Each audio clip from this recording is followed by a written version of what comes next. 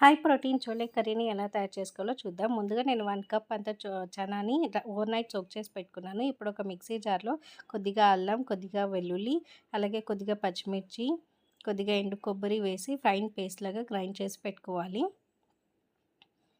ఇప్పుడు ఒక కుక్కర్‌లో 2 స్పూన్స్ అంత ఆయిల్ వేసుకొని అందులో ఒక దాల్చిన చెక్క, ఒక బిర్యానీ ఆకు, కొద్దిగా జీలకర్ర వేసి ఒక 2 మినిట్స్ ఫ్రై చేసిన తర్వాత ఒకటి ఆనియన్‌ని సన్నగా కట్ చేసి వేసుకుంటున్నాను. ఈ ఆనియన్ కూడా బాగా మిక్స్ చేసుకొని 2 మినిట్స్ ఫ్రై చేసుకోవాలి. ఇలా మనకి ట్రాన్స్పరెంట్ అయ్యేంత వరకు ఫ్రై చేసుకోవాలి. ఇప్పుడు ఇందులో ముందుగా ప్రిపేర్ చేసి పెట్టుకున్న మసాలా పేస్ట్‌ని వేసి పచ్చివాసన పోయేంత వరకు ఒక 5 నిమిషాల పాటు లో ఫ్లేమ్‌లో ఫ్రై చేసుకోవాలి. ఇది కూడా బాగా వేగిన తర్వాత 2 టొమాటోస్‌ని నేను మిక్సీకి వేసుకొని ప్యూరీలా చేసుకొని వేసుకుంటున్నాను. ఇప్పుడు ఈ టొమాటో ప్యూరీ అంతా కూడా బాగా మిక్స్ చేసుకొని అందులో ఒక హాఫ్ టీ స్పూన్ అంత పసుపు, 1 టీ స్పూన్ కారం, 1 టీ స్పూన్ ధనియా పౌడర్, రుచికి తగినంత సాల్ట్ ఇవన్నీ వేసి బాగా మిక్స్ చేసుకోవాలి.